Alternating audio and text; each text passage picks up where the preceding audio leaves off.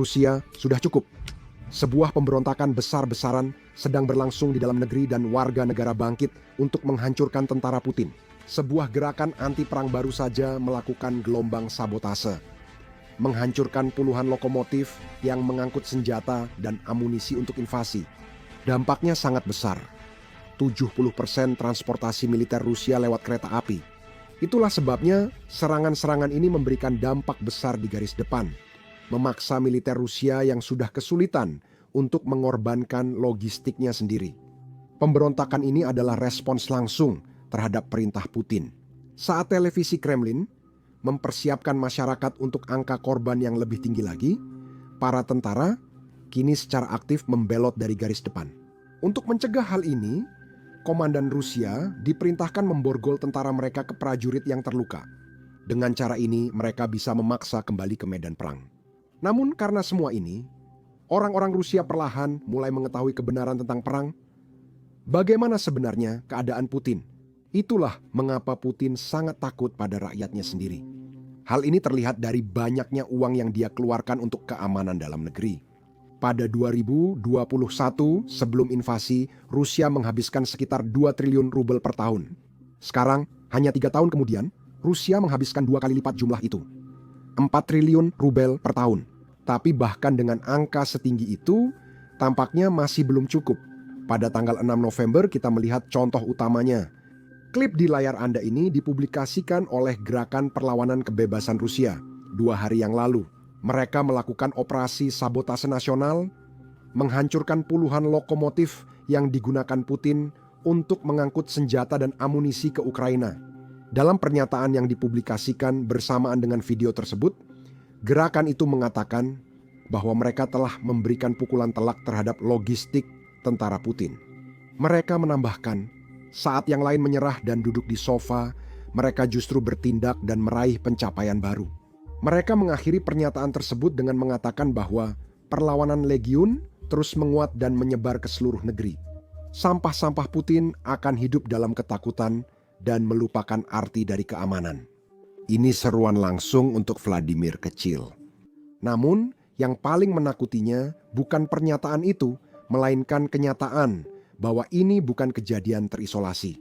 Baru seminggu yang lalu, di akhir Oktober, ada kelompok lain yang menargetkan beberapa stasiun kereta api berbeda, mengganggu aliran pasokan militer. Kelompok yang sama telah melakukan serangan lain beberapa minggu sebelumnya, di awal Oktober dan kemudian satu lagi di bulan September.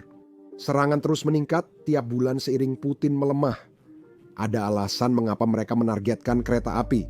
Rusia sudah negara besar, tapi tampaknya masih kurang bagi Putin. Namun, sebagai negara besar, kereta api menjadi sarana efektif mengangkut barang ke seluruh negeri. Namun, keunggulan di satu sisi bisa jadi kelemahan di sisi lain. 70% transportasi militer Rusia masih dilakukan dengan kereta api. Itu berarti menghancurkan 1 atau 2 kereta atau mungkin jalur rel kereta api akan memberikan dampak besar terhadap bagaimana tentara Rusia mendapatkan pasokannya. Yang terbaik, Ukraina belajar dari Rusia. Baru tadi malam, Ukraina melakukan serangan sendiri, dan kali ini Ukraina menargetkan kereta pengangkut Rusia saat sedang dalam perjalanan. Lihatlah.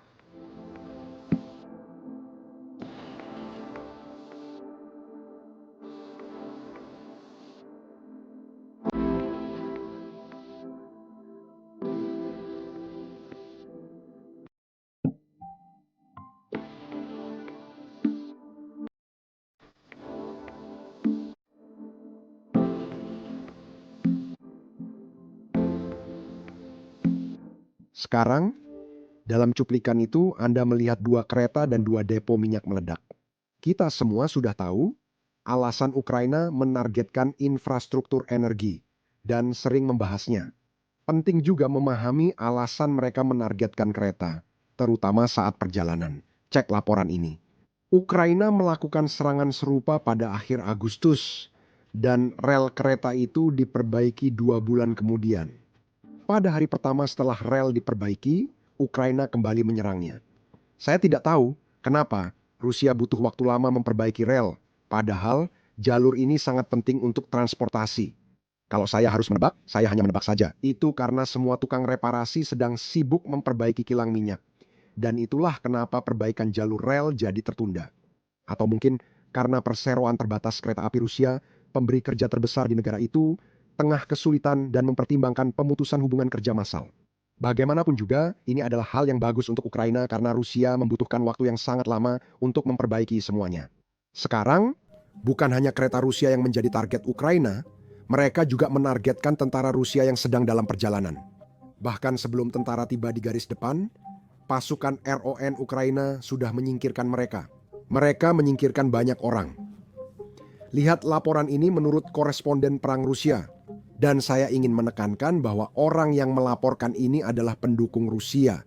Jadi benar-benar perhatikan apa yang akan dia bagikan.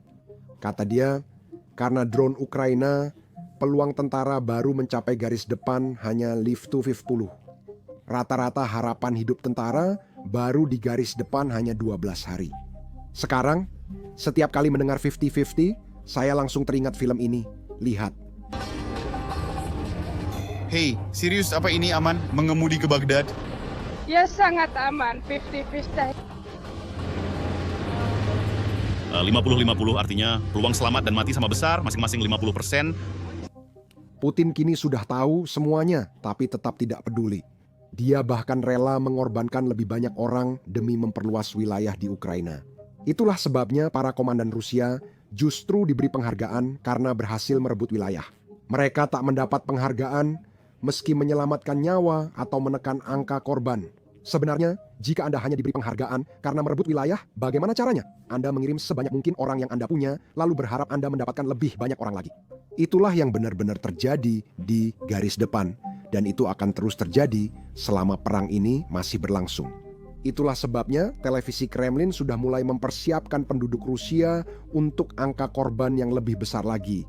Ini yang mereka tayangkan kemarin. Tanpa konsep seperti itu, Anda tahu ada ini. Konsep disebut keteguhan moral sebuah tentara. Karena kita sudah membicarakan konflik yang sedang berlangsung, ini tentang seberapa besar kerugian yang harus dialami sebuah tentara sebelum mereka merasa kalah dan mulai mundur. Untuk tentara Eropa, 30% untuk tentara Rusia, 70% itu hanya ketika 70% dari kekuatan telah hilang. Pikiran-pikiran mulai muncul seperti, ya mungkin kita sedang kalah. Itu Seluruh perbedaannya. Kini, para propagandis ini tak peduli berapa banyak orang Rusia yang tewas karena keluarga mereka sendiri tak akan dikirim ke garis depan. Saya ingat kembali pada tahun 2023 ketika Jason J. Smart secara terbuka membongkar propagandis terbesar di Rusia, Vladimir Solvoly, kemunafikan. Daniel, putra Vladimir yang berusia 21 tahun, bekerja sebagai model di London. Meskipun Vlad menyerukan perang melawan Ukraina, dia tidak pernah menyebutkan hal ini atau bahwa putra sulungnya menghindari wajib militer. Orang-orang Rusia sangat marah ketika berita ini tersebar, dan berita ini menjadi sangat besar di media sosial Rusia sehingga Solovroy sendiri harus menanggapinya di acara televisinya. Pada dasarnya dia berkata, "Hei, anak-anak saya memang pernah di London, tapi sekarang sudah tidak lagi, mereka sudah kembali ke Moskow." Namun, dia tidak menyebut anak-anaknya tidak ikut wajib militer dalam invasi ini. Mereka tinggal di apartemen mewah jutaan dolar di Moskow. Saat Vladimir mengajak seluruh Rusia ikut perang, saya jadi penasaran alasannya. Tebak kenapa? Bahkan jika Putin tidak peduli, bahkan jika para propagandisnya tidak peduli. Rakyat Rusia mulai mempertanyakan kenapa anggota keluarga mereka dikirim untuk dibantai. Dengarkan postingan wanita Rusia ini beberapa hari lalu. Pertama, mereka memobilisasi sepupunya. Sepupu dan saudara laki-laki saya dimobilisasi, lalu kini keduanya sudah dipeti mati. Sepupu saya dimobilisasi, lalu dia menjalankan misi dan dinyatakan hilang dalam tugas. Saudara laki-laki saya bilang akan menemukannya. Awalnya dia pergi ke Bakhmut dan menghabiskan hampir setahun di sana. Lalu dia cuti, dia mengalami cedera, dia berada di rumah selama setengah tahun. Dia berada di rumah selama itu. Lalu dia kembali. Singkatnya, semua orang yang pernah bertugas bersamanya sudah tidak ada lagi. Jadi dia kembali ke unitnya, tapi di sana sudah ada orang-orang yang berbeda. Dia pergi ke Kursk Pergi ke Kursk bersama. Singkatnya, first mereka hilang saat misi pertama mereka. Ya, sepupu saya yang dimobilisasi juga hilang. Bibi dan paman saya menerima surat permintaan DNA. Ukraina dan Rusia bertukar kantong jenazah, lalu ditemukan kartu identitas sepupu saya di salah satunya. Bagaimana bisa sampai di sana? Dan singkatnya, ya ada kecocokan DNA dengan sumsum tulang belakang dan hal lain. Dan di situ DNA-nya cocok.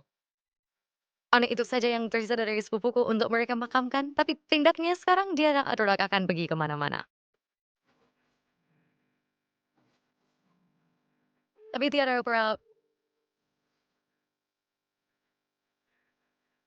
Karena itu, banyak tentara Rusia mengabaikan perintah komandan di garis depan. Lebih parahnya, kadang mereka membelot dari garis depan sepenuhnya. Baru-baru ini, intelijen Ukraina berhasil menyadap percakapan dua tentara Rusia. Mereka berusaha mencari tahu alasan operasi penyerangan yang mereka perintahkan tertunda. Sekitar 20 tentara menolak menjalankan misi bunuh diri dan berhenti berkomunikasi dengan komando mereka. Sekarang, menurut istilah Rusia, 500-an adalah mereka yang menolak untuk ikut bertempur, pembelot, atau yang tidak mematuhi perintah. Sekarang, dengarkan rekaman audio ini. Iya, ya gue udah dapat infonya. Sekarang kita akan lihat bagaimana dengan bajingan-bajingan itu. Kalau tidak, mereka habis. Saya mengerti, ya. Ada 20 orang duduk di sana, sekitar 500-an kurasa begitu. Sialan, mereka mengenkripsi dari komando, sialan. Ya, saya mengerti. Ya, sepertinya ini juga untuk bersembunyi. Ya, saya mengerti.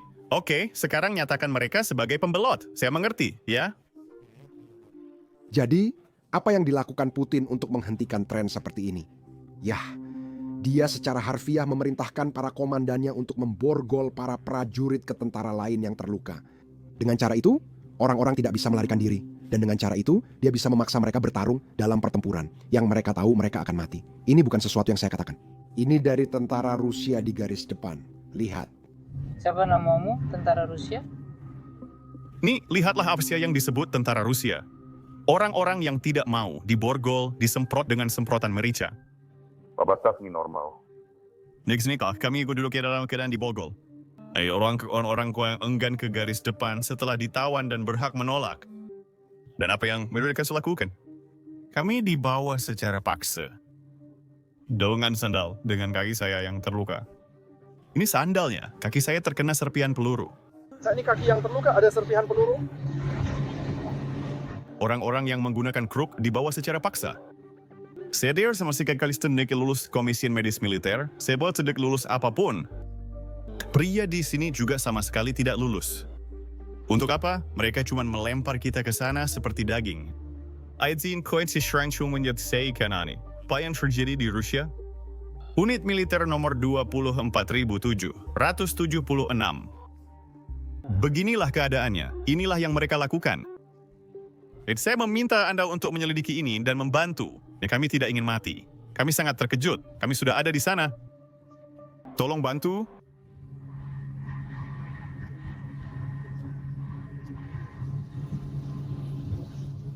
Kebijakan inilah yang menyebabkan makin banyak orang Rusia menyerah kepada pasukan Ukraina. Karena mereka tahu dengan menyerah, mereka masih bisa hidup dan bertemu keluarga lagi.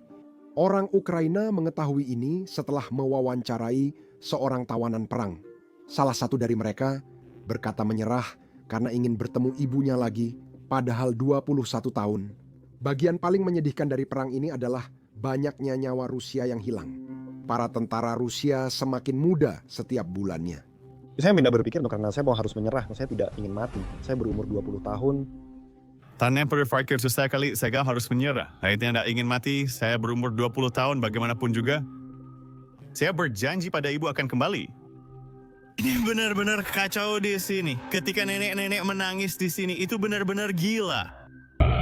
Kakekkan nenek pergi entah ke mana, mungkin untuk mengambilnya dan mereka dibunuh oleh seekor burung. Jangan pergi berperang. Ini benar-benar omong kosong, guys. Apa yang terjadi katanya mereka akan segera membawa orang dari camp. Dan setahu aku mereka sudah mulai membawa orang dengan hepatitis dan human immunodeficiency virus. Pasukan payung dipanggil? Mereka ambil yang kena hepatitis. Lalu siapa yang kamu lihat saat pasukan payung dipanggil? Sekarang, seperti yang kalian tahu, Front Prokros tengah menghadapi pertempuran terberat di perang ini. Itu karena Putin memerintahkan pasukan Rusia merebut kota itu sebelum 15 November. Nah, kemarin saya baru saja duduk bersama mantan Navy Sea, Air, and Land Chuck Farr. Dan kami meninjau banyak cuplikan yang keluar dari operasi-operasi yang sedang berlangsung di garis depan. Sayangnya, saya tidak bisa menampilkan cuplikan itu di YouTube karena perang dan melanggar pedoman. Inilah alasan tepat mengapa kami memulai platform kami sendiri, Basics Insider. Kami membangunnya dari awal, jadi kami tidak memiliki batasan apapun.